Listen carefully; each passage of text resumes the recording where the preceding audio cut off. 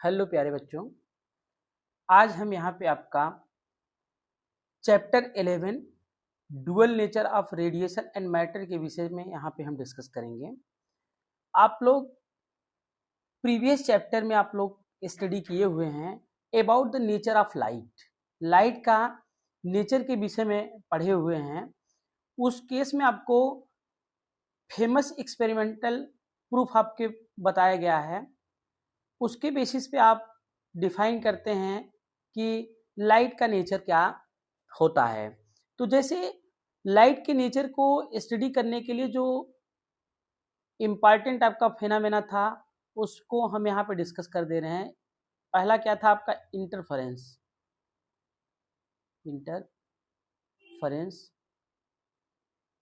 Second phenomena आपका क्या था? डायफ्रैक्शन।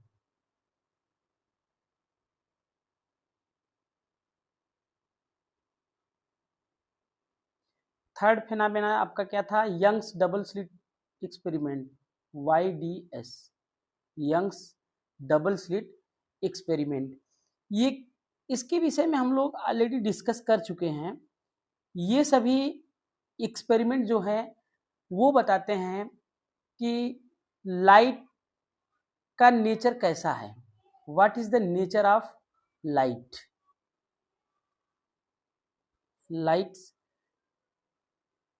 नेचर ऑफ लाइट के विषय में ये चीजें यहाँ पे बताते हैं।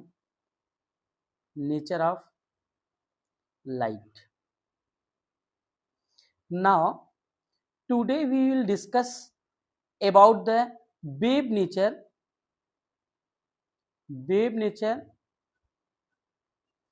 as well as particle nature। आज हम यहाँ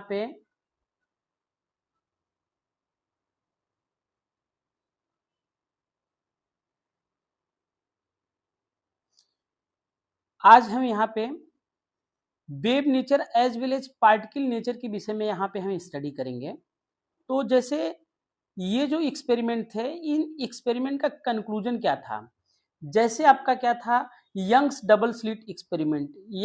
यंग्स डबल स्लिट एक्सपेरिमेंट क्या बताता था कि इंटरफ्रेंस पैटर्न कैसे डार्क और ब्राइट आपके फ्रिंजेस बन रहे हैं, उसके विषय में ये हमको बताता था। तो इससे हमको क्या पता चलता था? इससे हमको ये पता चलता था वेव नेचर ऑफ लाइट कैसा है। मतलब ये लाइट के वेव नेचर के विषय में यहाँ पे हमको बताता था। इसके बाद एक एक्सपेरिमेंट आपका और था जो आपको थर्मल फिजिक्स में आपको बताया गया था, ब्लैक बॉडी रेडिएशन। ये क्वांटम मैकेनिक्स का एक तरह से कहिए आपका बेसिक फंडामेंटल जो चीजें आपका है प्लैंक्स थ्योरी का, वो आपका यहीं से आपका जनरेट होता है। तो इसको हम लोग क्या कहते हैं? Black body radiation. इसको हम लोग बोलते हैं black body radiation. Black body radiation.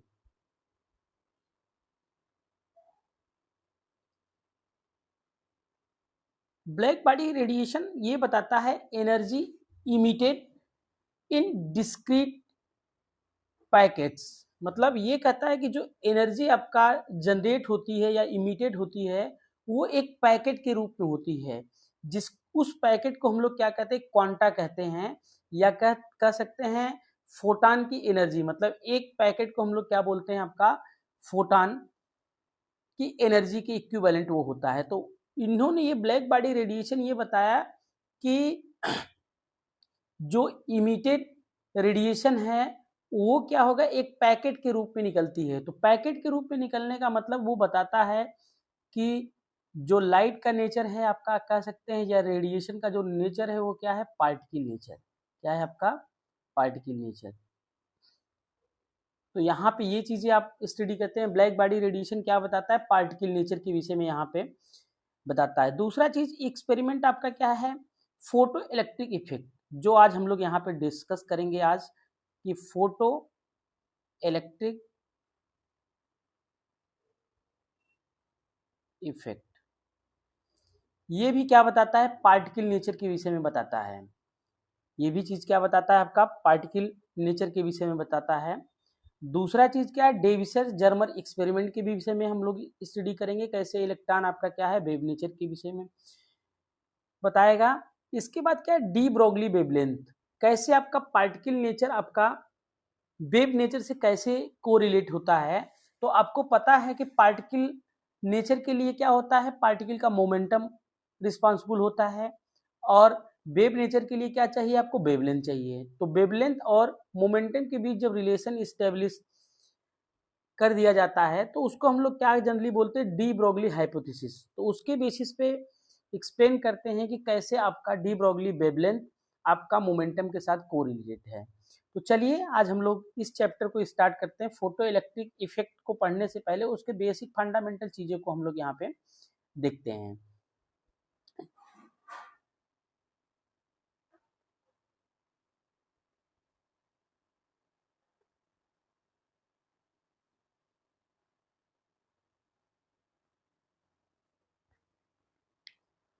First आपका चीज़ है वर्क फंक्शन, इसको हम लोग डिनोट करते हैं फाइन आर्ट से। वर्क फंक्शन एक्चुअल में होता क्या है, the minimum energy required by an electrons to escape from metal surface is called the work function. It is represented by fine art. मतलब आपका मेटल में जो इलेक्ट्रॉन्स हैं उसको इतनी सफिशिएंट एनर्जी मिल जाए जिससे वो इलेक्ट्रॉन उस मेटल सरफेस से क्या हो, आपका बाहर निकल जाए, तो उस मिनिमम एनर्जी को हम लोग क्या कहते हैं, वर्क फंक्शन कहते हैं। तो वर्क फंक्शन क्या है, जनरली एक क्या है, एनर्जी है। तो इसको हम रिप्रेजेंट करते हैं किससे, फाइन आर्ट से। और ये जो वर्क फंक्शन है ये मटेरियल की प्रॉपर्टीज, मतलब प्रॉपर्टीज ऑफ मेटल्स पे डिपेंड करता है और उसके नेचर पे डिपेंड करता है।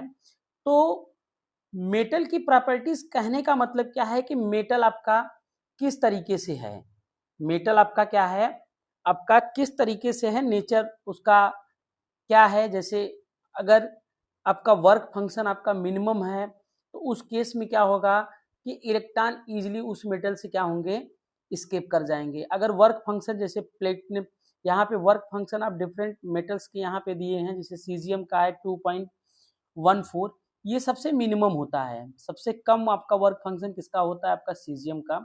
सबसे हाईएस्ट किसका होता है, प्लेटिनम का होता है, पीटी का और निकिल का। तो यहाँ से आप देख सकते हैं कि पीटी और निकिल, प्लेटिनम और निकिल से इलेक्ट्रॉन को इजेक्ट करने के लिए वर्क फंक्शन की वैल्यू क्या है, ज़्यादा होने के कारण ज़्यादा एनर्जी का रिक्वायरमेंट होगा उस सरफेस से इलेक्ट्रॉन को निकालने के लिए। जबकि in comparison to C S and K potassium, इसकी वैल्यू क्या होती है, बहुत कम होती है। मतलब ये 2.14 और 2.30 इलेक्ट्रॉन वोल्ट के करिस्पॉन्डिंग होता है। अगर इतनी एनर्जी अगर हम इसको दे देते हैं तो वो क्या करेगा, इस मेटल सरफेस से इलेक्ट्रॉन क्या होगा, इजेक्ट करके बाहर आपका निकल जाएगा। तो यहाँ पे देखिए प्रॉपर्टीज ऑफ मेटल से। दूसरा क्या है, नेचर ऑफ इट्स सरफेस, जिस मेटल सरफेस से इलेक्ट्रॉन को आपको इजेक्ट करना है उसके नेचर पे भी डिपेंड करता है। उसके नेचर पे डिपेंड करने का मतलब क्या है, उसके सरफेस कंडीशन पे भी वो डिपेंड करता है। कहने का मतलब क्या है कि मेटल का सरफेस जो है कंडीशन सच एज कह सकते हैं आपका पॉलिशिंग या ऑक्सीडाइजेशन या इम्प्योरिटीज, और ये चीजें कैसी हैं, तो वो चीजें बताता उस आपका उस मेटल के सरफेस के नेचर के विषय में। तो आप ये चीजें हमेशा ध्यान रखिएगा कि work function does not depend on intensity of light. Work function does not depend on intensity of light but only on the nature and the surface condition of the metals, इस पे डिपेंड करता है। तो ये आपके different, अब work function चूंकि क्या है, एनर्जी है, तो एनर्जी की यूनिट क्या होती है आपका, इलेक्ट्रॉन्स वोल्ट। तो इसको यहाँ पे हम डिफाइन भी कर रहे हैं एक एक टर्म को। पहला आपका चीज है 1 इलेक्ट्रॉन वोल्ट क्या होता है, 1 ईवी हम लोग क्या कहते हैं। 1 electron volt is the kinetic energy gained by an electrons when it is accelerated through a potential difference of 1 volt। मतलब किसी इलेक्ट्रॉन को अगर 1 वोल्ट का पोटेंशियल डिफरेंस देने पे वो जब एक्सेलरेट होगा जितने काइनेटिक एनर्जी से, उस एनर्जी को हम लोग क्या कहते हैं, इलेक्ट्रॉन वोल्ट्स बोलते हैं। तो 1 electron volt is equal to कितना होगा 1.602 इंटू 10⁻19 जूल में है हो जाएगा, अगर इलेक्ट्रॉन वोल्ट को जूल में कन्वर्ट करेंगे तो। The ejection of electron from a metal surface can be done by following veg. किसी भी मेटल सरफेस से इलेक्ट्रॉन को निकालने के लिए 3 आपके इंपॉर्टेंट फिनोमेना है, जिसको हम लोग कहते हैं, पहले को हम लोग कहते हैं थर्मियोनिक इमिशन, दूसरे को हम लोग कहते हैं फील्ड इमिशन, तीसरे को कहते हैं फोटो इलेक्ट्रिक इमिशन। तो हम लोगों को जो पढ़ना है आपका स्पेशली क्या है, फोटो इलेक्ट्रिक इमिशन के विषय में पढ़ना है। तो चलिए हम लोग एक एक के विषय में डिस्कस करते हुए आगे की तरफ प्रोसीड करेंगे। पहला चीज है क्या, थर्मियोनिक इमिशंस क्या होते हैं। थर्मियोनिक इमिशन कहने का मतलब क्या है, the phenomena of emission of electron from a metal surface take place by thermal energy is known as a thermionic emission. The emitted electron are known as a thermions. जो electron इस process से आपके निकलेंगे उसको हम लोग क्या कहते हैं, थर्मियंस कहते हैं। इसका एग्जांपल आप कह सकते हैं diode and triode valve. Diode और ट्रायोड वाल्व क्या होते हैं, ये बेस्ड किस पे होते हैं, आपके थर्मियोनिक आपका इमिशन पे आपके क्या होते हैं, बेस्ड होते हैं। थर्मियोनिक इमिशन कहने का मतलब क्या होगा कि ये रिचर्डसन इक्वेशन को भी फॉलो करते हैं। J इज इक्वल टू आपका होता है A T square e⁻⁻b upon kBt,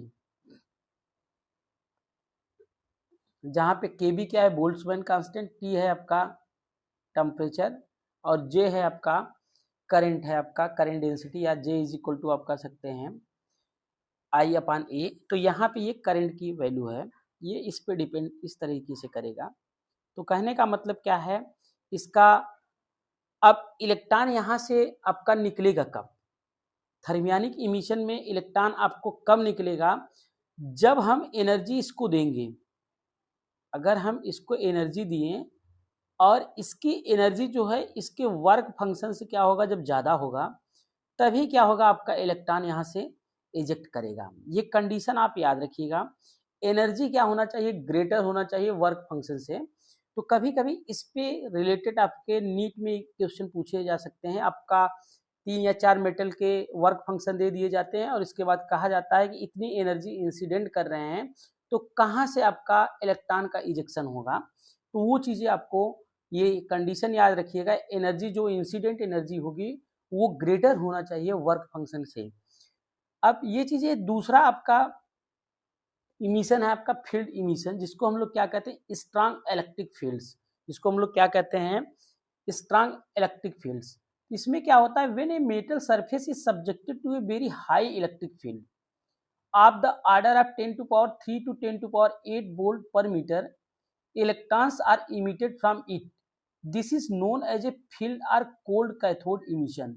इसको हम लोग क्या कहते हैं, field or cold cathode emission भी बोलते हैं। एग्जाम्पल के रूप में जैसे प्लग देखते हैं, बिजली का जो प्लग होता है जो स्पार्क करता है, तो उस केस में क्या होता है, आपका इलेक्ट्रॉन्स आपके निकलते हैं। तो ये जो फेनामेना होता है वो फील्ड इमिशन होता है। Less efficient and more dangerous, ये बहुत ही कम इफिशिएंट होता है और सबसे खतरनाक होता है आपका। तो इस फील्ड इमिशन जो है इसका यूज बहुत होता है। तो यहाँ पे कह सकते हैं डेंजरस होने के साथ साथ इसका हम लोग क्या कहाँ कहाँ पे यूज करते हैं इसका, जैसे field emission microscopy, field emission microscope में इसका हम लोग यूज करते हैं। इससे क्या होगा कि जैसे माइक्रोस्कोप में जो टिप होता है, टिप को हाई इलेक्ट्रिक फील्ड देते हैं, तो वहां से क्या होता है, इलेक्ट्रॉन्स निकलेंगे। वो इलेक्ट्रॉन्स क्या होगा, उस मेटल सरफेस पे क्या करेगा, आपका फैलेगा। तो फैलने के कारण क्या होगा, ये सरफेस स्ट्रक्चर के विषय में बताता है। तो वहां पे हम लोग जो यूज करते हैं वो चीजें क्या होता है, फील्ड इमिशन होता है। तो ये इसका यूज हम लोग क्या कहते हैं, फील्ड इमिशन का यूज हम लोग कहाँ पे करते हैं, माइक्रोस्कोप पे करते हैं। तो और इसका चीजें क्या कहते हैं, क्वांटम टनलिंग की सहायता से क्या होते हैं, इलेक्ट्रॉन्स इसमें बाहर निकलते हैं। तो चलिए नेक्स्ट आपको देखते हैं। आपका नेक्स्ट है आपका फोटो इलेक्ट्रिक इमिशंस। ये जो चैप्टर है आपका बेसिकली इसी पे बेस्ड है। तो फोटो इलेक्ट्रिक इमिशंस क्या होते हैं, it is the process in which the electron are emitted from a metal surface when electromagnetic radiation of sufficient high frequency incident on it, the emitted electrons are known as photoelectrons. Their rates of emission are very low. तो यहाँ पे ये जो phenomena होता है इसको हम लोग क्या कहते हैं, फोटो इलेक्ट्रिक इमिशन कहते हैं। अब फोटो इलेक्ट्रिक इमिशन को हम लोग दिखाने के लिए क्या है, जो फेनामेना ब्रॉडली हम लोग स्टडी करते हैं वो फेनामेना क्या है, फोटो इलेक्ट्रिक इफेक्ट्स। तो वही चीजें है, the process in which electrons are emitted from a metallic surface by impact of appropriate light wavelength or frequency is known as a photoelectric effect. The effect first discovered by Heinrich Hertz in 1857 to 1894 and further detailed study has been done by Halvas and Leonards in 1886 to 1902. तो ये जो first इसका जो study किया गया था photo electric effect का, वो किसने किया था, आपका हर्ट्ज साहब ने किया हुआ था। ये 1857 से 1894 के बीच में ये चीजें किया गया था। तो चलिए पहले सबसे पहले हर्ट्ज ऑब्जर्वेशन हम लोग देखते हैं, हर्ट्ज ने क्या फाइंडिंग ऑब्टेन की थी। In this experimental investigation on the production of electromagnetic waves with the help of spark discharge, he found when high voltage spark across the detector loop was increased when emitter plate was illuminated by a UV light from arc lamp. After gaining sufficient energy from the incident light, the electron escaped from the surface of the metal into surrounding space. The experimental आप यहाँ पे देख सकते हैं, इन्होंने ये finding पाया कि वो सराउंडिंग में इलेक्ट्रॉन्स निकल जाते हैं। अब दूसरा है हाल्वर्स एंड लिनार्ड्स ऑब्जर्वेशन क्या था, इन्होंने ये पाया, Lenard's observe that when UV radiation were allowed to fall on the emitter plate. यहाँ पे देखिए ये एक्सपेरिमेंटल आपका अरेंजमेंट है। यहाँ पे देखिए ये इमीटर है, इमीटर जो प्लेट है उसको हम सी से दिखाएं मीन्स कैथोड, और यहाँ पे क्या है आपका एनोड है मीन्स ए से दिखाएं, ये पॉजिटिव है, आपका क्या है निगेटिव है। ये यूवी लाइट यहाँ पे क्या है प्लेट सी पे आपका इंसिडेंट कर रहा है, और ये इससे क्या है नेगेटिव प्लेट से कनेक्ट है, और ये चीजें क्या है आपका पॉजिटिव। जो करंट आपको फ्लो करेगा उसको डिटेक्ट करने के लिए यहाँ पे क्या है माइक्रो एमीटर लगाया गया है। दूसरा चीज क्या है, ये पूरा जो एक्सपेरिमेंटल अरेंजमेंट है ये क्वार्ट्ज बल्ब में होता है। तो क्वार्ट्ज बल्ब में क्या होगा कि ये यूवी लाइट इससे सिर्फ आपका पास कर रहा है। यहाँ पे लिनार्ड्स observe that when UV radiation were allowed to fall on the emitter plate of an evacuated glass tube, enclosing two electrodes, current flow in the circuit. तो current flow in the circuit कहने का मतलब क्या है कि ये देखिए separation पे रखे हुए हैं। जैसे ही आप यूवी रेडिएशन को डालते हैं तो वहां से क्या होता है, इलेक्ट्रॉन्स आपके निकलते हैं, वो इलेक्ट्रॉन्स आपके निकल के किधर की तरफ अट्रैक्ट होते हैं, आपका पॉजिटिव प्लेट की तरफ अट्रैक्ट होंगे। तो जैसे ही पॉजिटिव प्लेट पे जाएंगे तो वहां पे क्या होगा, करंट आपको डिटेक्ट होगा वहां पे। तो उस केस में करंट आपका क्या होगा, फ्लो होगा। As soon as UV radiation were stopped the current flow also stop. अब यूवी लाइट को गिराना जैसे ही रोक दिए तो करंट जो फ्लो हो रहा है तो वो भी क्या होगा, स्टॉप्ड हो गया। Electrons were ejected, emitter plate C, electrons were ejected from it, which is attracted toward the positive collector plate A by the electric field. By result of this, a photo current was flows. मतलब इस result के according क्या है, circuit में एक current flow करता है, उस करंट को हम लोग क्या कहते हैं, फोटो करंट कहते हैं। जैसे देखिए यूवी लाइट जब यहाँ पे इंसिडेंट करेगा तो ये मेटल सरफेस से क्या होंगे, इलेक्ट्रॉन इजेक्ट होंगे, और ये इलेक्ट्रॉन्स इजेक्ट जो होंगे अपने सराउंडिंग में मूव करेंगे। तो सराउंडिंग में मूव करने का मतलब ये इलेक्ट्रॉन आपका नेगेटिवली चार्ज होगा। जैसे ही इलेक्ट्रॉन क्या होगा, इधर की तरफ प्रोसीड करेंगे तो पॉजिटिव प्लेट की तरफ क्या होंगे, अट्रैक्ट हो जाएंगे। जैसे ही ये पॉजिटिव से अट्रैक्ट होंगे तो उस कंडीशन में क्या होगा, करंट आपका क्या होगा, फ्लो होगा। तो उस करंट को हम लोग क्या कहते हैं, फोटो करंट्स कहते हैं। अब इसके रिवर्स भी प्रोसेस कर सकते हैं, इसको अगर पॉजिटिव कर दें, इसको नेगेटिव कर दें, तो उस केस में क्या होगा, इलेक्ट्रॉन का इजेक्शन नहीं होगा। तो अब यहाँ से देखिए, हालवास इन 1888 further extended this experiment. He connect a negatively charged zinc plate to an electroscope. ये चीजें आपका है, जिंक प्लेट को कनेक्ट किया गया है इलेक्ट्रोस्कोप से. He observed that the zinc plate lost its charge when it was illuminated by UV lights. मतलब जब यूपी लाइट से ये आपका इरेडिएट किया जाता है तो ये अपने चार्ज को क्या करते हैं, लूज करते हैं. तो चार्ज को लूज करने का मतलब क्या है, इलेक्ट्रॉन आपके निकलते हैं तो वो प्लेट कैसा होगा आपका, पॉजिटिवली हो जाएगा. Zinc plate becomes positively charge when it was irradiated by UV light. Positive charge on positively charged zinc plate was found to be further enhanced when it was illuminated by UV light. He concluded that negatively charged particles were emitted from the zinc plate under the action of UV light. तो इन्होंने क्या क्या conclusion यहाँ से obtain किया. पहला चीज ये क्या है कि यूवी लाइट जो शॉर्ट वेवलेंथ है, यहाँ से इलेक्ट्रॉन का इजेक्शन हो रहा है, तो वो उसके लिए क्या होगा, यूवी लाइट के लिए कौन से आपके मेटल सरफेस अप्रोप्रिएट होंगे, जैसे जिंक हो गया, कैडमियम हो गया और आपका क्या है, मैग्नीशियम हो गया. दूसरा क्या है, विजुअल लाइट के लिए क्या करते हैं हम लोग, किस तरह का मेटल यूज करते हैं, वो lithium, sodium, potassium and caesium. Visual light alkali metals को हम लोग यूज करते हैं ये विजुअल लाइट ऑब्टेन करने के लिए. तो ये चीजें आपका एक्सपेरिमेंट था. अब इसका जो डिटेल स्टडी है फोटो इलेक्ट्रिक इफेक्ट का, ये चीजें आपका यहाँ पे एक्सप्लेन किया गया है. ये experimental study of photo electric effects, ये जो एक्सटेंसिव स्टडी है, ये दो साइंटिस्ट थे. एक साइंटिस्ट आपके क्या थे, by Lenard and R A Millikan's, shown in the figure. An extensive study of photoelectric effect was made by the Leonard and R.A. Millikan, shown in the figure. तो इन्होंने क्या यूज किया, इन्होंने क्या किया कि एक इवैक्यूएटेड ग्लास ट्यूब लिया आपका इस तरह से. यहाँ पे सिमिलर प्रोसेस, यहाँ पे कैथोड को लिए, यहाँ पे क्या है, एनोड को लिए. ये फोटो सेंसिटिव प्लेट है. यहाँ से ये आपका देखिए, आपका ये इवैक्यूएटेड ग्लास ट्यूब है, ये विंडो है. विंडो से क्या है, एक क्वार्ट्ज विंडो है. इससे क्या होता है, सोर्स जो है आपका लाइट की जो सोर्स है वो यहाँ पे इंसिडेंट हो रहा है. इंसिडेंट होने के बाद क्या है कि जैसे ही इंसिडेंट होगा तो यहाँ से इलेक्ट्रॉन का इजेक्शन होगा, तो इलेक्ट्रॉन निकल के किधर की तरफ जाएंगे, पॉजिटिव प्लेट की तरफ जाएंगे.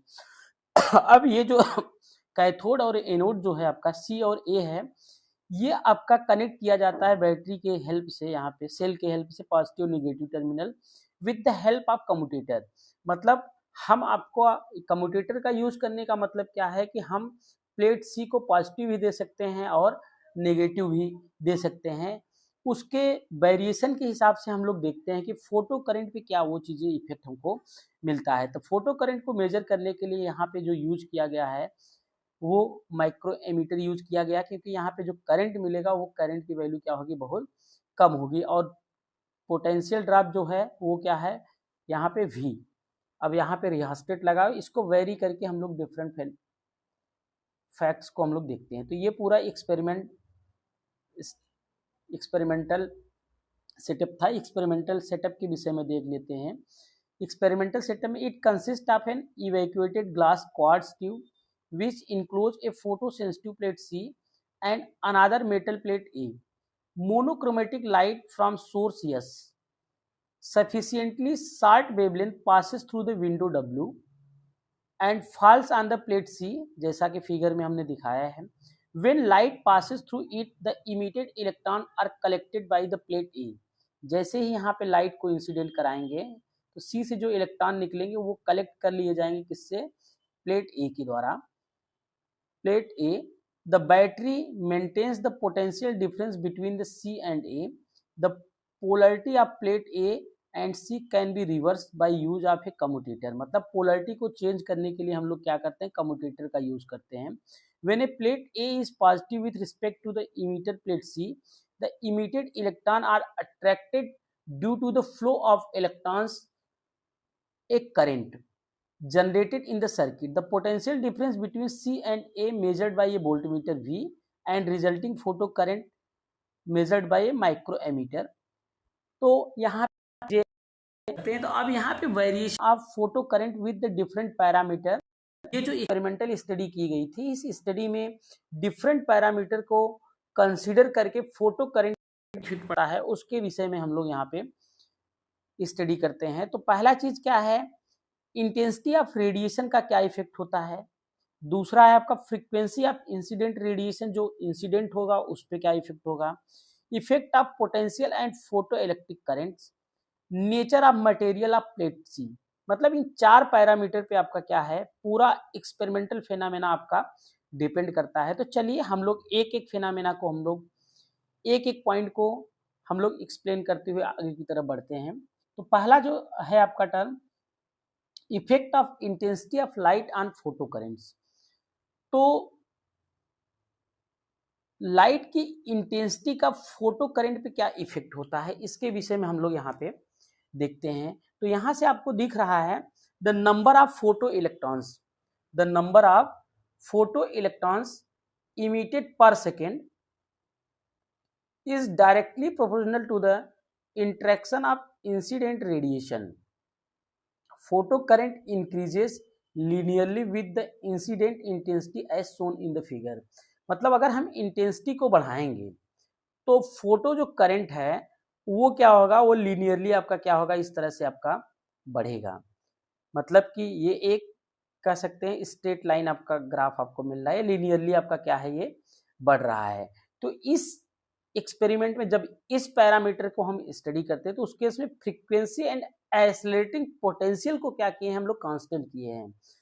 मतलब at a constant frequency and accelerating potential the photo current increases with the increase in intensity of light.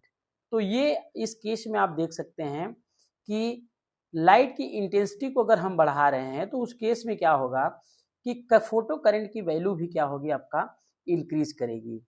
इसके बाद दूसरा जो कंक्लूजन यहाँ पे निकला, effect of potential of photo electric current. तो पोटेंशियल का क्या इफेक्ट होता है, when we increase the positive potential of plate A. मतलब प्लेट जो ए है आपका, यहाँ पे देखिए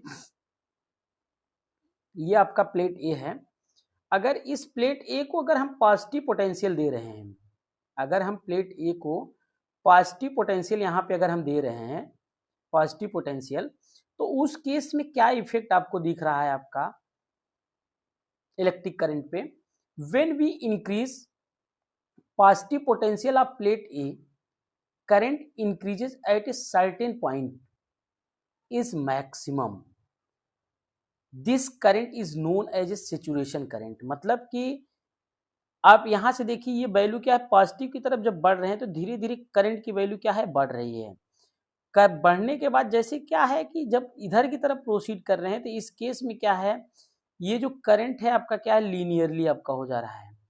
तो लीनियरली होने का मतलब क्या है, करंट यहाँ पे सेचुरेट हो जा रही है। तो सेचुरेशन करंट यहाँ पे मिलेगा जब पॉजिटिव वैल्यू को हम लोग इंक्रीज कर रहे हैं। अगर इसी जो पोटेंशियल को वैल्यू को अगर हम घटाते जाएं तो एक ऐसा आपका पोटेंशियल मिलेगा जिस पोटेंशियल को हम लोग क्या कहते हैं, रिटार्डिंग पोटेंशियल कहते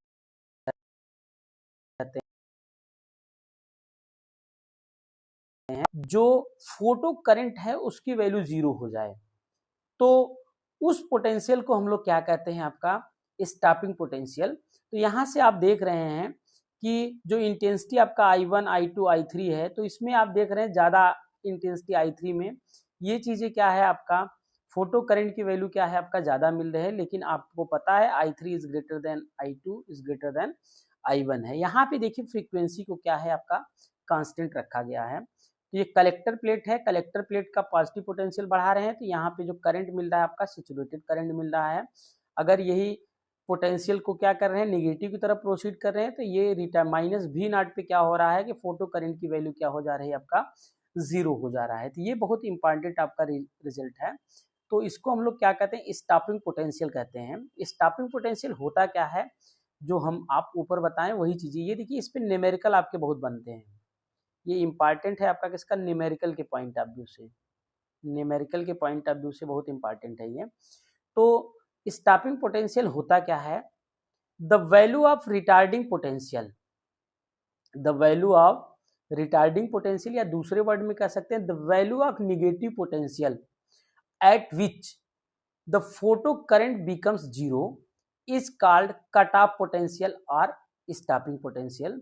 तो इस केस में कह सकते हैं कि इसकी काइनेटिक एनर्जी क्या होगी, आपका मैक्सिमम होगा, तो half m v max square is equal to आपका ई वी नॉट, या कह सकते हैं e we not is equal to क्या है आपका half m v max square, जहां पे वी नॉट क्या है आपका स्टॉपिंग पोटेंशियल है, ई क्या है इलेक्ट्रॉन पे चार्ज है, एम क्या है मास है, और वी क्या है आपका वेलोसिटी है, मैक्सिमम वेलोसिटी इलेक्ट्रॉन्स की है।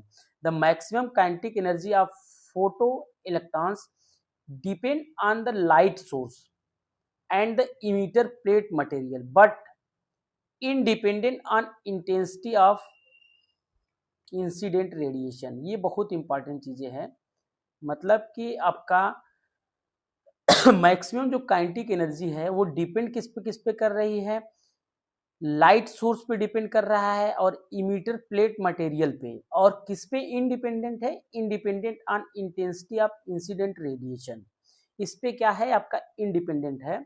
और ये जो फार्मूला है आपका, ये फार्मूला आप इसको रिमेंबर करिएगा, इस पे आपको न्यूमेरिकल आपको नीट और जेई मेंस में आपको बहुत सारे क्वेश्चन इस फार्मूले पे बेस्ड आपको मिलेंगे। E we not is equal to half m v max square.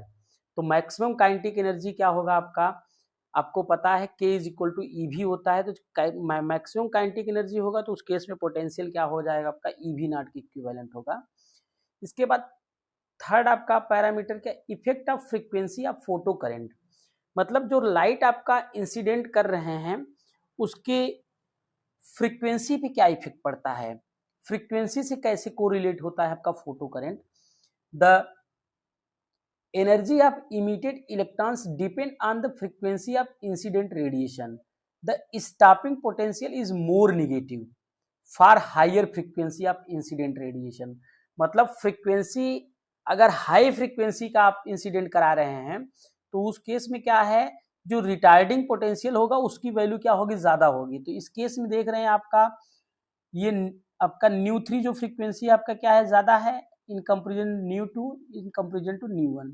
अब रिटार्डिंग पोटेंशियल देखिए आपका minus v nought 01 v 01 minus v 02 and minus v 03, मतलब सबसे ज्यादा किसका है, जिसकी फ्रीक्वेंसी ज्यादा है उसका रिटार्डिंग पोटेंशियल क्या है आपका ज्यादा है। कलेक्टर प्लेट पोटेंशियल यहाँ पे देखिए, जैसे ही पॉजिटिव आप कह सकते हैं कि फ्रीक्वेंसी का है क्या है, यहाँ पे photo current collector plate potential है, यहाँ पे पोटेंशियल पे डिपेंड कर रहा है, तो यहाँ पे तो इस केस में फ्रीक्वेंसी जैसे जैसे आपका ज्यादा करेंगे तो उस केस में रिटार्डिंग पोटेंशियल क्या मिलेगा आपको, ज्यादा मिलेगा।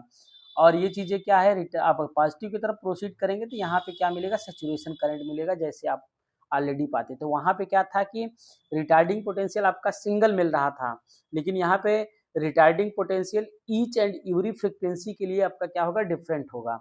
ये चीज अब ध्यान रखिएगा कि जो हायर फ्रीक्वेंसी होगा उसका रिटार्डिंग पोटेंशियल और ज्यादा होगा, मीन्स नेगेटिव पोटेंशियल आपका क्या होगा आपका और भी ज्यादा होगा। तो अब यहाँ पे देखिए थ्रेशोल्ड फ्रीक्वेंसी क्या होती है, मतलब थ्रेशोल्ड फ्रीक्वेंसी कहने का मतलब क्या है कि किसी मेटल सरफेस से इलेक्ट्रॉन को निकालने के लिए जितना मिनिमम फ्रीक्वेंसी की आवश्यकता होती है उसी फ्रीक्वेंसी को हम लोग क्या कहते हैं, थ्रेशोल्ड फ्रीक्वेंसी कहते हैं। ये भी बहुत आपका इंपॉर्टेंट टर्म है। The minimum amount of frequency of metal to eject the electrons from metal surface is called the threshold frequency. इसको हम लोग दिखाते हैं न्यू नॉट से। तो अगर इलेक्ट्रॉन किसी मेटल सरफेस से इजेक्ट तब होगा जब ये थ्रेशोल्ड फ्रीक्वेंसी से ज्यादा फ्रीक्वेंसी का आपका लाइट वहां पे इंसिडेंट करेगा, तो उस केस में क्या होगा, तभी इलेक्ट्रॉन आपका इजेक्ट करेगा। तो अगर ये चीजें क्या फ्रीक्वेंसी है तो फ्रीक्वेंसी का जस्ट रेसिप्रोकल आपका वेवलेंथ हो जाएगा। तो थ्रेशोल्ड वेवलेंथ क्या होगा आपका, ज्यादा होना चाहिए इन कंपैरिजन टू क्या होगा, इंसिडेंट वेवलेंथ। ये कंडीशन आप इसको याद रखिएगा। ये कभी कभी कंडीशन इलेक्ट्रॉन इजेक्शन का कंडीशन पूछ देता है कि दे देगा कि threshold wavelength is greater or equal to lambda is equal to lambda or less or equal, ऐसे इस तरह से क्वेश्चन आपके पूछे जाते हैं। दूसरा क्या है आपका, इलेक्ट्रॉन नॉट इजेक्टेड मीन्स क्या है, थ्रेशोल्ड फ्रीक्वेंसी अगर ज़्यादा है in comparison to the incident frequency, तो उस केस में क्या होगा, इलेक्ट्रॉन आपका इजेक्ट नहीं होगा। यहाँ पे क्या है, थ्रेशोल्ड वेवलेंथ है आपका, वो चीज़ें क्या होना चाहिए आपका, कम होना चाहिए इसके कंपेरिजन में, जब इलेक्ट्रॉन आपका इजेक्ट नहीं करेगा। तो ये कंडीशन जो है आपका बहुत इंपॉर्टेंट है, इसको हम टेबुलर फॉर्म में यहाँ पे लिख भी दिए हैं, तो इस चीज़ को आप रिमेंबर भी कर लीजिएगा। ये आपका नीट में एक क्वेश्चन में आपका एक कंडीशन ही पूछा जा सकता है। इसके बाद नेक्स्ट है आपका variation of stopping potential v nought with frequency nu. आपको हम जैसे अभी ऊपर बताए हैं कि डिफरेंट फ्रीक्वेंसी पे स्टॉपिंग पोटेंशियल क्या होगा आपका, डिफरेंट होगा। We need greater retarding potential to stop them completely. If you plot a graph between the frequency of incident radiation and the corresponding stopping potential different metals, we get a straight line as shown in the figure। आप देख सकते हैं यहाँ से ये चीजें आपको क्या मिलेगा, स्ट्रेट लाइन आपको यहाँ से मिल रहा है। ये आपका देखिए मेटल ए है और आपका दूसरा क्या है, मेटल बी है। तो कह सकते हैं इसका देखिए फ्रीक्वेंसी क्या है आपका, न्यू नॉट ग्रेटर है, इसका क्या है, न्यू भी आपका न्यू डेट आपका ग्रेटर है। तो इस केस में कह सकते हैं इसका पॉजिटिव वैल्यू क्या है आपकी ज़्यादा है, इसकी वैल्यू क्या है आपका कम है।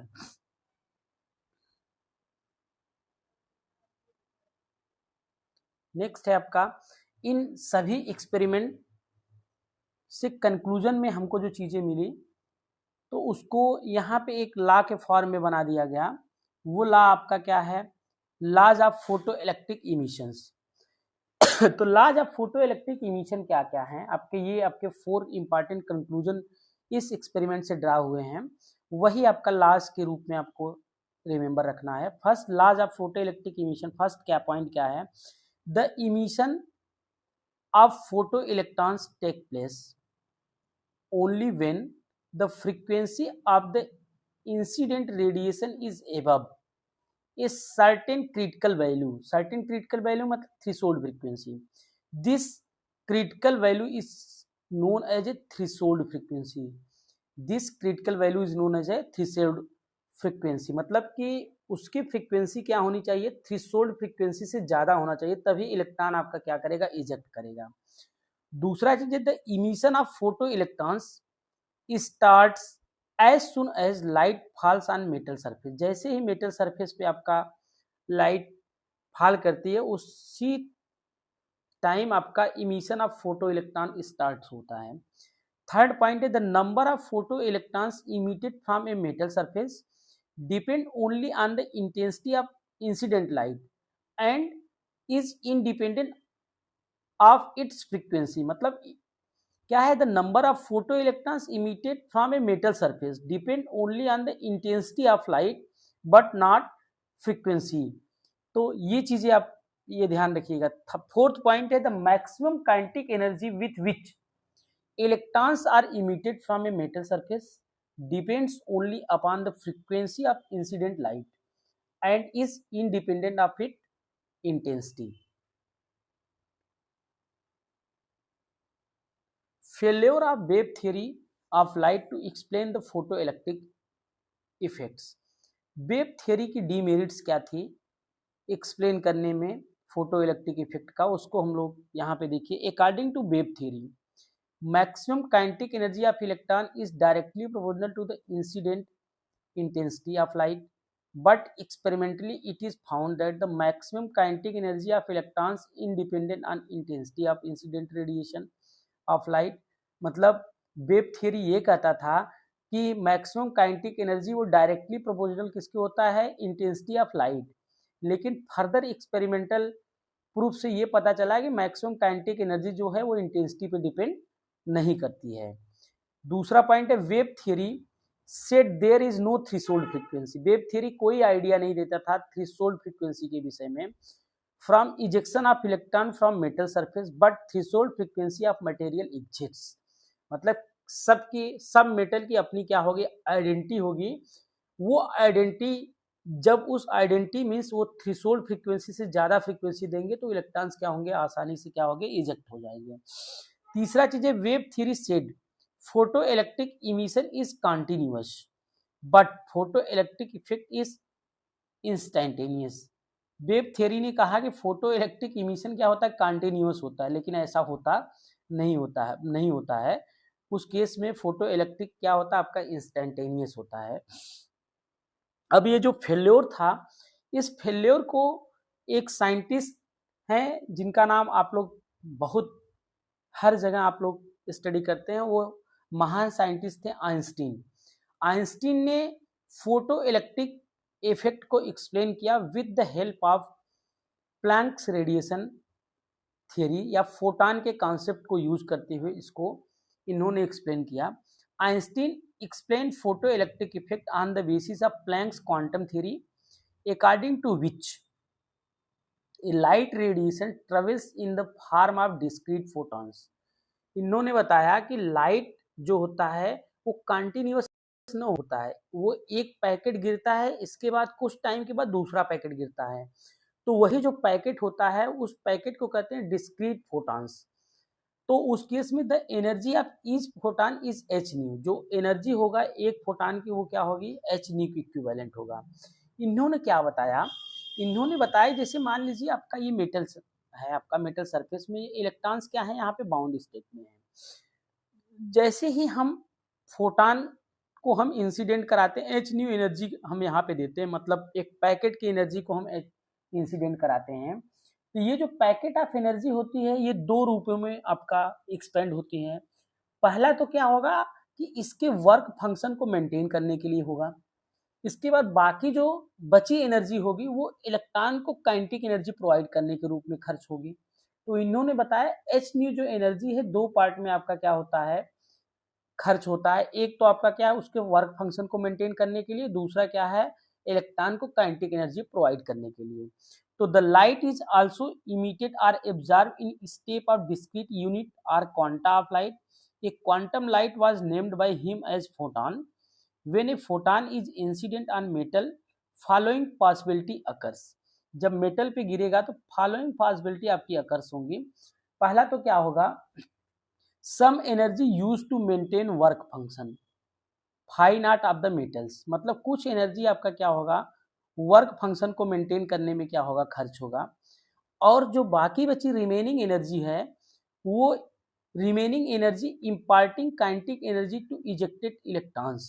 so h nu इंसिडेंट हो रहा है तो maximum kinetic energy of photon plus work function में आपका खर्च होगा, तो h nu is equal to हम कर सकते हैं half m v max square plus phi naught. अब इसको हम लोग कर सकते हैं हाफ, इस तरह से लिख सकते हैं half m v x square is equal to h nu minus phi naught. इसको मान लेते हैं equation number 1। If phi naught is equal to h nu naught is the threshold frequency, where nu naught is the threshold frequency of the metal, then phi naught की जगह पे हम put कर देते हैं एच न्यू नॉट। तो यहाँ से क्या मिलेगा half m v max square plus is equal to h nu minus nu naught. ये जो इक्वेशन है ये इक्वेशन क्या है, इस इक्वेशन को हम लोग कहते हैं आइंस्टीन फोटो इलेक्ट्रिक इक्वेशन। इस इक्वेशन को हम लोग क्या कहते हैं, आइंस्टीन फोटो इलेक्ट्रिक इक्वेशन। ये इक्वेशन बहुत इंपॉर्टेंट है, इससे मैक्सिमम आपके क्वेश्चन आपका जेईई मेंस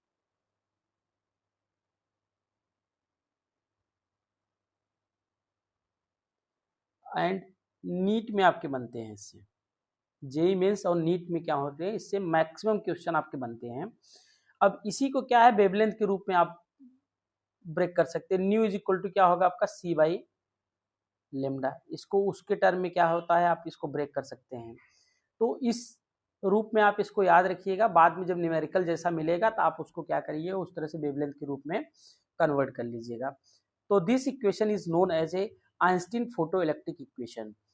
अब यहाँ पे हम कंसीडर कर रहे हैं कि जो मैक्सिमम काइनेटिक एनर्जी है वो क्या है, ई वी नॉट के इक्वल होगा। फ्रॉम इक्वेशन नंबर 1 में इसको हम पुट कर दें, e we not is equal to h nu minus phi naught, या nu naught is equal to क्या हो जाएगा V not is equal to h upon e nu minus phi naught by e. अब यहाँ से देखिए ये क्या स्टॉपिंग पोटेंशियल, वर्क फंक्शन और फ्रीक्वेंसी के बीच आपका रिलेशन मिल रहा है यहाँ से। ये इसको इक्वेशन नंबर 3 कंडीशन कंसिडर कर रहे हैं। और ये जो इक्वेशन है आपका स्ट्रेट लाइन की इक्वेशन को फॉलो करता है, y is equal to m x plus c. M यहाँ पे जो स्लोप है एच बाई ई है, और c जो है माइनस फाइव नॉट अपान ई। अगर हम प्लॉट ड्रा करें आपका वी नॉट और फ्रीक्वेंसी के बीच में, तो ग्राफ हमको आपका इस तरह के स्ट्रेट लाइन मिल रहा है यहाँ पे। तो ये जो इंटरसेप्ट है ये चीज़ें क्या है, c के इक्विवेलेंट है। c इज इक्वल टू क्या है, माइनस फाइव नॉट अपान ई।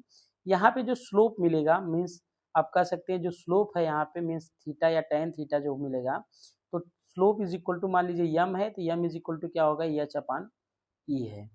यहाँ पे स्लोप क्या है, एच अपान ई, और सी इज इक्वल टू क्या है, फाइव नॉट अपान ई है। तो कभी कभी आपसे प्लैंक्स कांस्टेंट पूछा जाता है, तो आप क्या करेंगे, इस इक्वेशन को आप बना के, तो determination of Planck constant H, the slope is equal to h upon ई, या एच इज इक्वल टू क्या होगा, ई इंटू स्लोप। स्लोप क्या होगा आपको याद रखना है, वोल्टेज जो आपका स्टॉपिंग पोटेंशियल और फ्रीक्वेंसी के जो ग्राफ है उसका जो स्लोप होगा, अगर उसको हम इलेक्ट्रॉन के चार्ज से मल्टीप्लाई कर देंगे तो हमको क्या मिल जाएगा, प्लैंक्स कांस्टेंट मिल जाएगा। क्या मिलेगा, प्लैंक्स कांस्टेंट मिल जाएगा। जो स्ट्रेट लाइन ग्राफ है, अगर उसका इंटरसेप्ट देखें तो फाइव नॉट की वैल्यू क्या, E into magnitude of intercept on the y axis. तो जो वाई एक्सिस पे मैग्नीट्यूड होगा इंटरसेप्ट का, अगर उसको हम 4 से मल्टीप्लाई कर देंगे तो हमको क्या मिल जाएगा, आपका फाइव नॉट। ये कभी कभी पूछा जाता है कि how can you determine the plank constant with the help of Einstein photo electric equations. तो वहां से आप इसको कैसे ऑब्टेन करेंगे, ये चीजें आपको हमने ऊपर दिखा दिया। तो चलिए हम लोग आगे की तरफ चलते हैं। ये इंपॉर्टेंट कंक्लूजन है, इस पर न्यूमेरिकल अक्सर बनते हैं, और बोर्ड के परीक्षा में भी ये अक्सर क्वेश्चन पूछा जाता है। How can you determine the Planck's constant with the help of Einstein photo electric effects. तो उसके पॉइंट ऑफ व्यू से, बोर्ड के पॉइंट ऑफ व्यू से भी ये चीज़ें क्या है, बहुत ही इम्पॉर्टेंट है। तो चलिए अब देखते हैं हम लोग क्या है फोटॉन। फोटॉन्स क्या होता है, particle nature of light. Photon ये बताता है किसका, particle nature of light, light के पार्टिकल नेचर के विषय में बताता है। तो यहाँ से देखिए फोटॉन्स क्या होता है, an electromagnetic wave travels in the form of discrete packets or bundle of energy called quanta. जैसे इसको फोटो इलेक्ट्रिक इफेक्ट को एक्सप्लेन करते वक्त आइंस्टीन साहब ने ये बताया कि जो एनर्जी इंसिडेंट हो रही है वो एनर्जी क्या है, आपका कंटिन्यूअस न होके क्या है, डिस्क्रीट पैकेट के रूप में होती है। जो एक पैकेट होता है उसकी एनर्जी क्या होती है, आपका एक क्वांटा के बराबर होता है। वही एक क्वांटा जो है आपका फोटॉन कहलाता है। उसी चीज को यहाँ पे दोबारा एक्सप्लेन किया, an electromagnetic waves travel in the form of discrete packets or bundle of energy called quanta. One quantum of light radiation is called a photons. उसको हम लोग क्या कहते हैं, फोटॉन कहते हैं। द एनर्जी ऑफ फोटॉन्स कितना होगा, h nu, E is equal to h nu. H nu is equal to क्या होता है, c by lambda. Nu is equal to क्या होता है आपका, सी बाई लेमडा। इसको यहाँ पे पुट कर दीजिए तो क्या मिलेगा, E is equal to h nu is equal to s c by lambda, where h is the Planck's constant. Its value is 6.63 into 10 to power minus 34 joule second. इसको आप रिमेंबर करिएगा, 6.63 into 10 to power minus 34 joule second. अब दूसरा चीज कभी कभी पूछा जाता है momentum of photon. P is equal to क्या होगा आपका, h nu by C. P is equal to क्या होगा, h nu. E is equal to क्या होता है, p c. E is equal to क्या होता है आपका, पी सी होता है। तो यहाँ से P इज इक्वल टू क्या हो जाएगा, E बाई सी। इसको भी याद रखिएगा। अब E की जगह पे एच न्यू रख दीजिए, E की जगह पे क्या रख दीजिए, एच न्यू। ये क्या हो जाएगा, एच न्यू बाई क्या होगा, सी। यहाँ पे क्या है, एच न्यू बाई सी। तो यहाँ से न्यू बाई सी को हम लोग क्या कहते हैं, 1 अपान लेमडा कहते हैं। तो यहाँ पे क्या होगा, h by lambda. P is equal to क्या हो जाएगा आपका, एच बाई लेमडा। अब important facts related to photons. तो यहाँ पे देखिए सबसे इंपॉर्टेंट जो चीज़ है, rest mass of a photon is 0। देखिए यहाँ पे by relation of mass relativistic formula m is and m naught is equal to m under root 1 minus v square upon c square for photon. Velocity of light comparable किसके हो जाएगा, v is equal to किसके होगा, c के बराबर होगा। जब यहाँ पे v इज इक्वल टू सी रखेंगे तो 1 माइनस 1 इज इक्वल टू कितना हो जाएगा, 0। इसलिए कहते हैं रेस्ट मास ऑफ फोटान कितना होता है आपका 0। फोटान का रेस्ट मास कितना होता है आपका 0 के इक्विवेलेंट होता है। The photon is electrically neutral, therefore they are not deflected by electric and magnetic fields. The photons travels with the speed of light. In a photon particles collision, the total energy and total momentum are conserved. However, the number of photons may not be conserved in a collision. मतलब कि momentum और कह सकते हैं collision अगर हो रहा है तो टोटल मोमेंटम क्या होगा, पार्टिकल का कंजर्व होगा। लेकिन दूसरे वर्ड में कह सकते हैं आप कि नंबर ऑफ फोटॉन्स क्या होंगे, कंजर्व नहीं होंगे कि उस कोलिजन में। और लास्ट वाला जो पॉइंट है ये बहुत ही इंपॉर्टेंट है, इससे रिलेटेड क्वेश्चन अक्सर एग्जाम में पूछे जाते हैं। The moving mass m of a photon can be determined by the Einstein's mass energy relationship. That E is equal to क्या होता है, Einstein mass relation E is equal to mc²। ये देखिए क्वेश्चन बहुत ही इंपॉर्टेंट, ये 2017 में इससे related NEET में एक क्वेश्चन पूछा गया था। मास दिया हुआ था, पूछा था आपका इस मास को एनर्जी में कन्वर्ट कर दीजिए कितना होगा, 1 ग्राम मास की एनर्जी कितने इक्विवेलेंट होगी। तो वहां पे क्या है, जब आपको मास एनर्जी रिलेशन आपको पता होगा तो यहाँ से कर, जैसे देखिए E is equal to mc² और E इज इक्वल टू हम जानते हैं h न्यू। तो यहाँ से m इज इक्वल टू क्या हो जाएगा आपका E/c² या h न्यू बाई c²। ये चीजें आप इसको याद रखिए, ये डायरेक्ट एग्जाम में पूछे जाते हैं। मास ऑफ फोटॉन्स कितना होगा, h न्यू बाई c² होगा। रेस्ट मास कितना होगा, 0 होगा। रेस्ट मास कितना होगा आपका 0 होगा। ये फोटॉन से रिलेटेड चीजें। अब दूसरी चीजें क्या है कि अभी तक आपने देखा जब लाइट हम लोग पढ़े तो लाइट के केस में इंटरफेरेंस और डायफ्रैक्शन फिनोमेना हमको क्या बताया, हमको ये चीजें इंटरफेरेंस और डायफ्रैक्शन फिनोमेना से हमको मिला कि लाइट का जो नेचर है वो क्या है, वेव नेचर है। इसके बाद आपने जब फोटो इलेक्ट्रिक इफेक्ट्स देखे और उसको आइंस्टीन साहब ने जब एक्सप्लेन किया तो वहां से हमको पता चला कि ये क्या होता है, पार्टिकल नेचर से होता है। तो अब de Broglie waves are matter waves, तो डी ब्रोगली वेवलेंथ इन दोनों के बीच कोरिलेशन एस्टेब्लिश करता है। तो आपको पता है कि वेवलेंथ क्या रिप्रेजेंट करता है, एक कैरेक्टरिस्टिक बताता है किसका, वेव नेचर का, और मोमेंटम क्या बताता है आपका, पार्टिकल नेचर। तो देखिए डी ब्रोगली वेव मैटर्स क्या है, it connect the momentum p which is the characteristic of the particles with the wavelength lambda which is the characteristic of waves. De Broglie proposed that the wavelength lambda associated with a particle of momentum p is given by, तो lambda is equal to क्या होगा h upon p, p is equal to क्या होगा mv, m is the mass of a particle, v is its speed। तो ये आपका wavelength हो गया और ये मोमेंटम हो गया। ये दोनों क्या है, मतलब वेव नेचर, वेवलेंथ क्या है वेव नेचर, पी क्या है आपका पार्टिकल नेचर। इन दोनों के बीच ये रिलेशन स्टेब्लिश करते हैं जिसको हम लोग क्या कहते हैं, डी ब्रोगली वेवलेंथ बोलते हैं। तो lambda is equal to h upon p या एच अपान एम भी, आप इसको याद रखिएगा। अब देखिए यहाँ पे डिफरेंट केसेस आपके एराइजेस होते हैं। जैसे केस फर्स्ट, वेवलेंथ का एक्सप्रेशन काइनेटिक एनर्जी के टर्म में क्या होगा।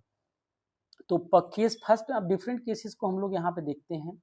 फर्स्ट केस आपका क्या है, case first, in term of kinetic energy के we know that the relation between kinetic energy and momentum k is equal to p² upon 2m, और p इज इक्वल टू क्या होगा √2m के। Then lambda is equal to क्या हो जाएगा h upon p की value को रख दीजिए यहाँ पे h अपॉन √2m के, मतलब लेमडा की जो वैल्यू मिली वो चीजें क्या हो h अपॉन √2m के। तो मतलब ये क्या है, काइनेटिक एनर्जी और वेवलेंथ के बीच आपका रिलेशन है। ये रिलेशन भी बहुत इंपॉर्टेंट है, इस पे भी न्यूमेरिकल आपके बनते हैं। इसके बाद नेक्स्ट है केस सेकंड आपका क्या है, इन टर्म ऑफ पोटेंशियल। पोटेंशियल के टर्म में क्या होगा, if A charge E is potential energy आपको पता है k इज इक्वल टू क्या होगा EV, so lambda is equal to क्या होगा h अपॉन √2E। आपको पता है इलेक्ट्रॉन का मास, इलेक्ट्रॉन पे charge 1.6 into 10⁻⁻19 coulomb, Planck's constant 6.63 into 10⁻34 joule second, m is equal to 9.1 into 10⁻31 kilogram. ये जब वैल्यू को आप पुट करेंगे यहाँ से देखिए एक बहुत अच्छा रिलेशन आपको मिलता है इस पूरी वैल्यू को कैलकुलेट करेंगे तो एंगस्ट्रॉन में इसकी वैल्यू होती है lambda is equal to 12.27 angstrom upon under root V, या 12.27 को हम कह सकते हैं ये अंडर रूट 150 का ये स्क्वायर रूट है, तो लेमडा इज इक्वल टू कह सकते हैं under root 150 upon V angstrom. मतलब ये रिलेशन बहुत इंपॉर्टेंट रिलेशन आपका यहाँ पे मिला, आपका वेवलेंथ और पोटेंशियल के बीच रिलेशन।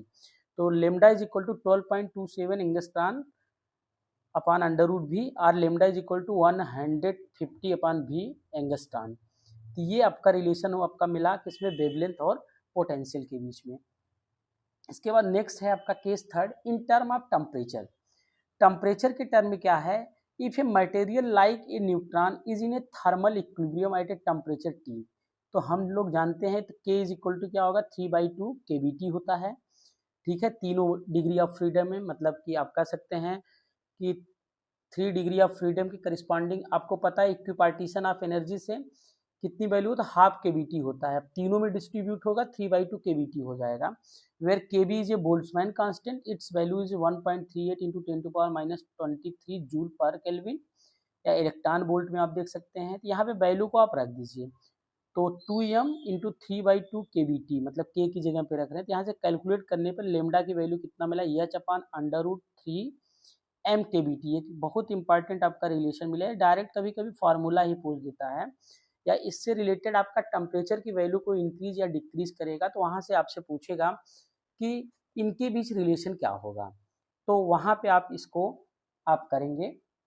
तो ये आपका केस थर्ड हो गया। चलिए कुछ हम लोग क्वेश्चन देखते हैं इस पे बेस्ड।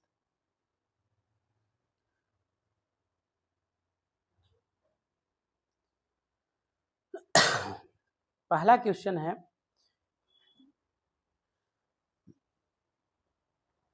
फर्स्ट क्वेश्चन है आपका, the D Broglie wavelength of A particle of kinetic energy K is lambda. What would be the wavelength of the particle if its kinetic energy is K/4? मतलब कह रहा है इसमें कि the de Broglie wavelength of particle of kinetic energy K is lambda. मतलब कह रहा है, पहला चीज क्या कह रहा है, जब काइनेटिक एनर्जी K है तो उस केस में वेवलेंथ कितना है आपका, लेमडा है। इसके बाद पूछ रहा है कि जब इसकी काइनेटिक एनर्जी को यदि हम K/4 कर दें तो जो नया वेवलेंथ मिलेगा लेमडा डैश, वो लेमडा से कैसे कोरिलेट है, वो लेमडा से कैसे कोरिलेट है, इसको चीजें हमको क्या है यहाँ पे कैलकुलेट करना है। तो यहाँ से आपको देखिए, अब फार्मूला आपको अभी ऊपर हमने बताया हुआ है, तो आप उस फार्मूले को रखिए। लेमडा इज इक्वल टू क्या होता है, H upon under root 2m K। इसको मान लीजिए इक्वेशन नंबर 1, जब काइनेटिक एनर्जी K है, केस फर्स्ट में। इसके बाद है case second,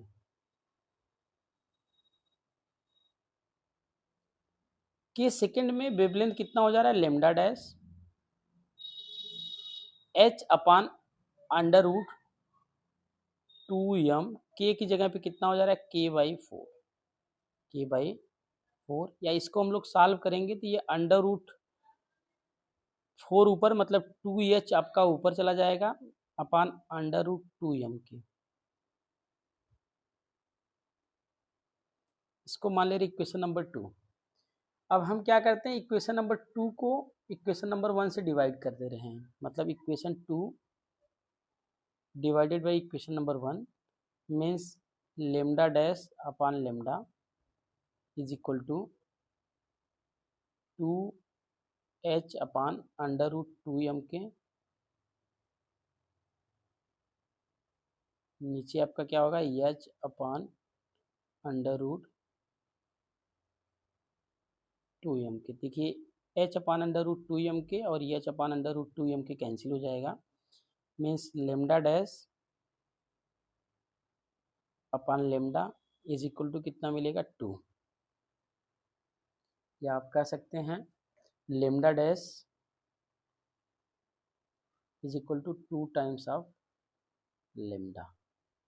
lambda dash is equal to क्या होगा, 2 times of lambda dash lambda. तो कहने का मतलब इसका ऑप्शन जो होगा, ऑप्शन नंबर आपका क्या है, जो बी है, ये करेक्ट होगा। मतलब उसका जो वेवलेंथ होगा, जो इनिशियल जो वेवलेंथ है उसका कितना होगा, 2 टाइम्स हो जाएगा। तो इसका ऑप्शन नंबर जो बी होगा वो क्या होगा, आपका करेक्ट होगा। इसके बाद क्वेश्चन नंबर 2 हम लोग देखते हैं क्या है। अब देखिए क्वेश्चन ये बहुत इंपॉर्टेंट है, इस तरह के क्वेश्चन अक्सर पूछे जाते हैं नीट में। A alpha particle and a photon, photon नहीं, यहाँ पे आप इसको बना लीजिए proton, proton proton are accelerated through the same potential difference, the ratio of linear momenta acquired by the two will be। मतलब एक आपका क्या है, अल्फा पार्टिकल है, एक आपका क्या है, अल्फा पार्टिकल है, और दूसरा क्या है, आपका प्रोटॉन है। प्रोटॉन का मान लीजिए मास कितना होगा, mp हो जाएगा। अल्फा पार्टिकल का मास आपको पता है, प्रोटॉन का कितना होगा, 4 टाइम्स होगा, मीन्स एम अल्फा जो होगा आपका कितना हो जाएगा, 4 ऑफ mp हो जाएगा।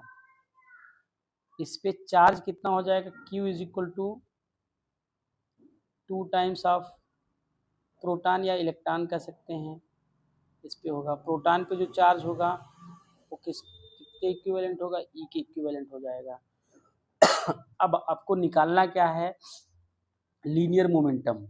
तो लीनियर मोमेंटम आपको निकालना है, तो इस केस में पोटेंशियल डिफरेंस इसमें क्या है, v जो है आपका कांस्टेंट है, v आपका क्या है, जो कांस्टेंट है।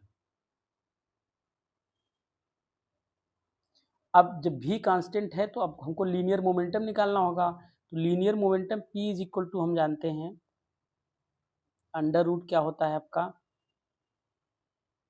2m k, या k की जगह पे हम क्या रख दें, ev, k की जगह पे हम क्या रख दें, ev, 2m ev मतलब q जो चार्ज है वो है। अब केस फर्स्ट में हम अल्फा पार्टिकल के लिए देखें तो मोमेंटम, लीनियर मोमेंटा कितना हो जाएगा for alpha particle,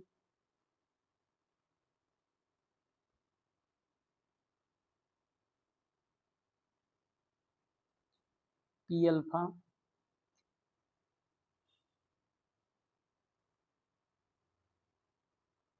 two into mass of alpha, जब रखेंगे यहाँ पे मास ऑफ अल्फा कितना, 4 टाइम्स ऑफ प्रोटॉन, तो प्रोटॉन के टर्म में पूरा लिख दे रहे हैं 4mp, प्लस चार्ज कितना होगा, मतलब ई की जगह पे अल्फा पार्टिकल के लिए रखेंगे तो 2e की इक्विवेलेंट होगा, इंटू 2e। v क्या है, कांस्टेंट है, इसको एज इट इज रहने दीजिए। अब इसको सॉल्व करिए, कितना हो जाएगा, p alpha is equal to कितना हो जाएगा, 16, मतलब अंडर रूट 16 mp/e/v, इसको मान लेते हैं इक्वेशन नंबर 1। अब इसी तरह प्रोटॉन के लिए निकालिए, प्रोटॉन के लिए लीनियर मोमेंटम पी कर दीजिए, पी इज इक्वल टू कितना हो जाएगा, अंडर रूट 2mp/e/v, इसको मान लेते हैं इक्वेशन नंबर 2। अब इसमें पूछा क्या जा रहा है, पी अल्फा और प्रोटॉन का रेशियो, मतलब इक्वेशन 1 में इक्वेशन नंबर 2 को डिवाइड कर दीजिए। तो यहाँ से क्या मिलेगा, p alpha upon p is equal to under root 16 mp/e/v upon under root 2mp/e/v। यहाँ से देखिए ये कैंसिल हो गया आपका, अब ये 2 इससे काट दीजिए, आपका 8 हो जाएगा, तो ऊपर क्या बचेगा, अंडर रूट 8/1, या इसको और भी सॉल्व कर लीजिए, तो अंडर रूट 8 मतलब 4 इंटू 2, मतलब 2 आपका बाहर हो जाएगा, means p alpha upon p is equal to 2√2/1, मतलब इनके बीच का रेशियो जो हो जाएगा आपका 2√2:1, 2√2:1, तो 2√2:1 मतलब ये आपका ऑप्शन नंबर जो होगा सी जो होगा वो करेक्ट हो जाएगा, option number C.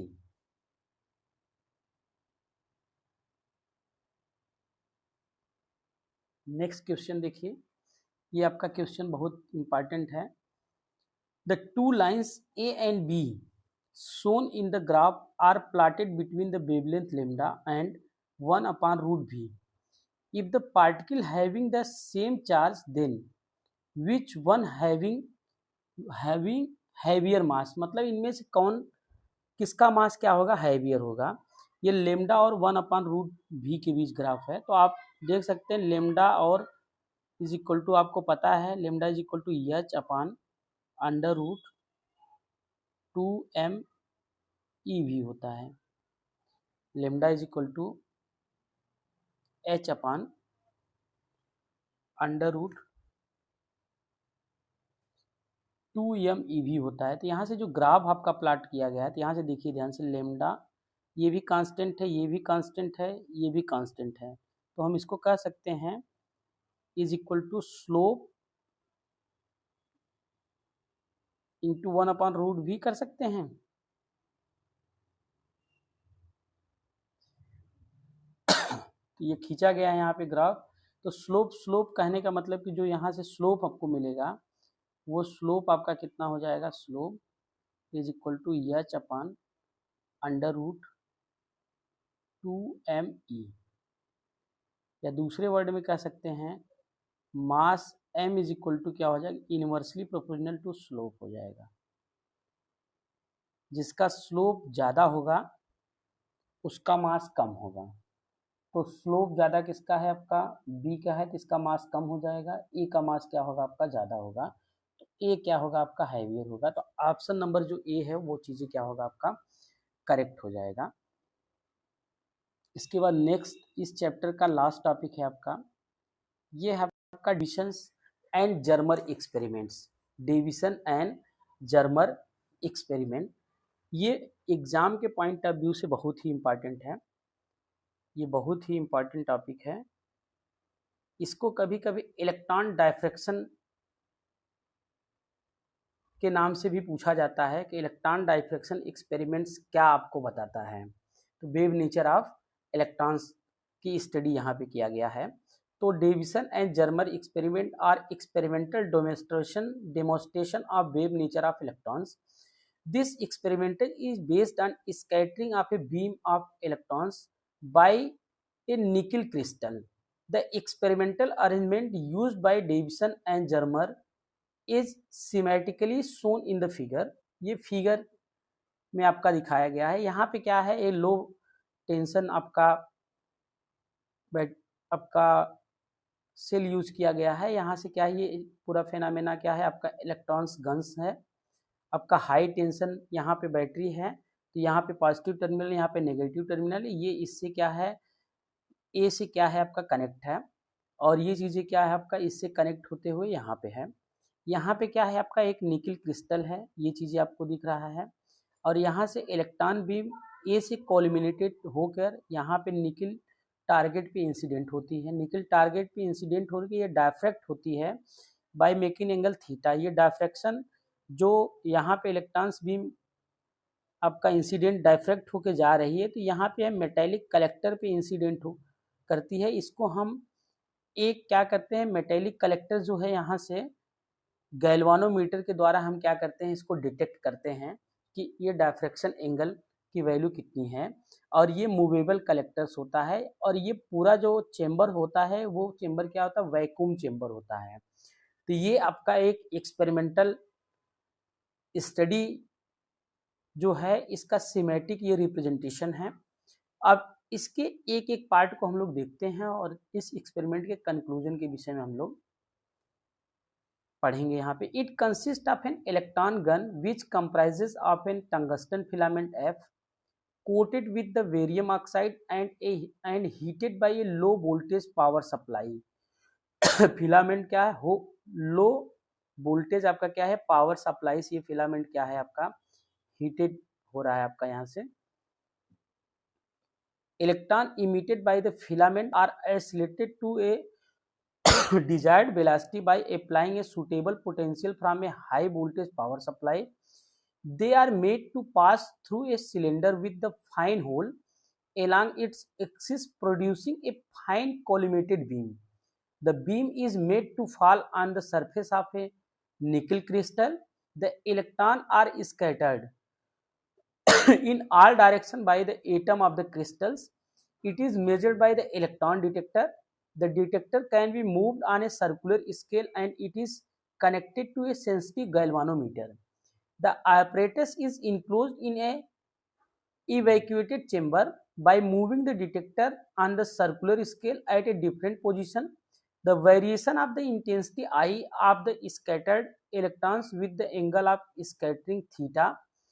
For different oscillating voltage, the scattering angle at a different voltage vary from 44 volt to 68 voltage shown in the figure. तो आप इसमें देख सकते हैं कैसे आपका इंटेंसिटी आपका इलेक्ट्रॉन का वेरी कर रहा है वोल्टेज के करिस्पॉन्डिंग. तो आप देखिए यहाँ पे फर्स्ट केस में आपका क्या है, आपका 44 वोल्ट है. सेकंड पे क्या है 48. सबसे ज़्यादा आपका किस पे मिलता है 54 वोल्ट पे क्या है मैक्सिमम स्कैटरिंग मिल रही है, उसकी वैल्यू कितनी है 50 डिग्री है.